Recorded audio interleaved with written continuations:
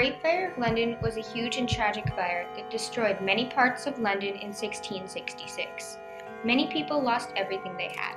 In fact, the fire destroyed approximately 373 acres of the city, burned down at least 13,200 homes, 84 churches, and 44 company halls.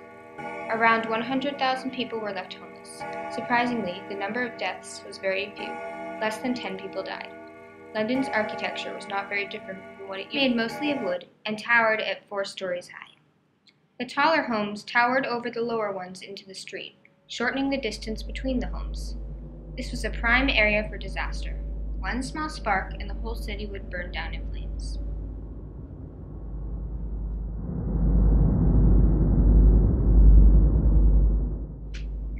On September 2, 1666, the Great Fire of London had begun. The fire started in a bakery owned by Thomas Farinor, the king's baker. The bakery was located on Pudding Lane. At 2 o'clock a.m., the Great Fire started. A worker in the bakery smelled smoke and realized that a fire had started in the oven from not turning it off. The fire quickly spread throughout the bakery and onto other houses on the street. Farinor's family fled, but there was a maid who was too frightened to run, and she lost her life in the bakery. She was one of the few casualties of the fire. Because the streets separating the buildings were very narrow, the fire spread incredibly quickly. The mayor, Sir Thomas Bloodworth, was then alerted with the news of the fire. By dawn, the flames had reached the London Bridge. An open space on the bridge acted as a barrier, confining the fire to the north bank of London. This resulted in only 1/3 of the bridge burning down. Samuel Pepys saw the fire burning and immediately went to alert the king and his brother, the Duke of York.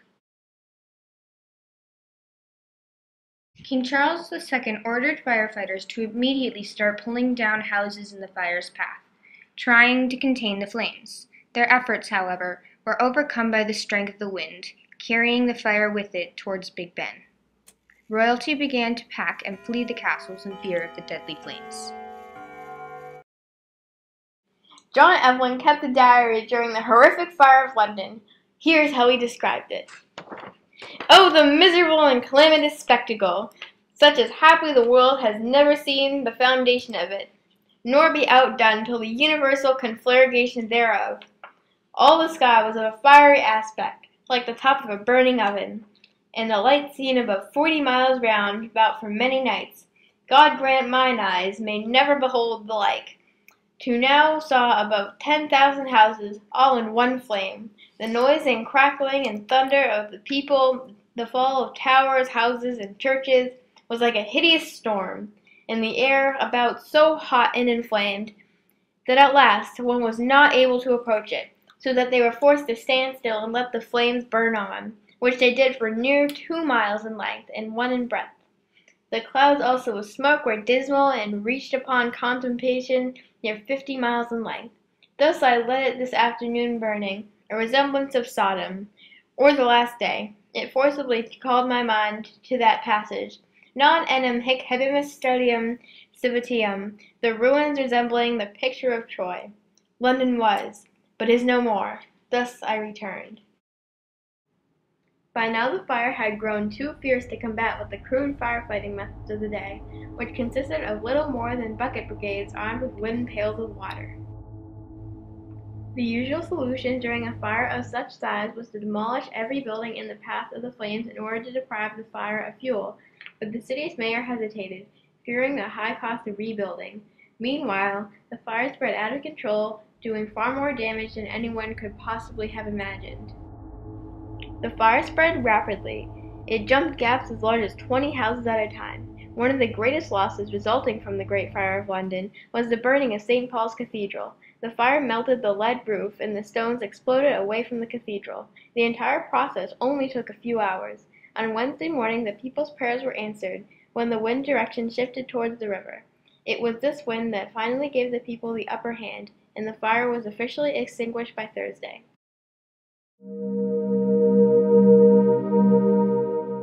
Once the fire was no longer a threat, the people's fear turned to anger, which turned into the blame game. Foreigners were immediately blamed the culprit. William Taswell, a schoolboy, describes the ignorant and deluded mob expressing their rage against the Roman Catholics and Frenchmen. His brother witnessed Frenchmen almost dismembered. Strangers were assaulted by the king's guard for speaking poor English.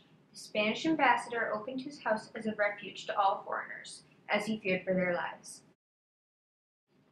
A parliamentary committee was appointed to investigate the cause of the fire at the end of September. Robert Hubert confessed to deliberately starting the fire with the help of 23 accomplices. His colleagues claimed Robert to be mentally unstable. Details of his confession were inconsistent.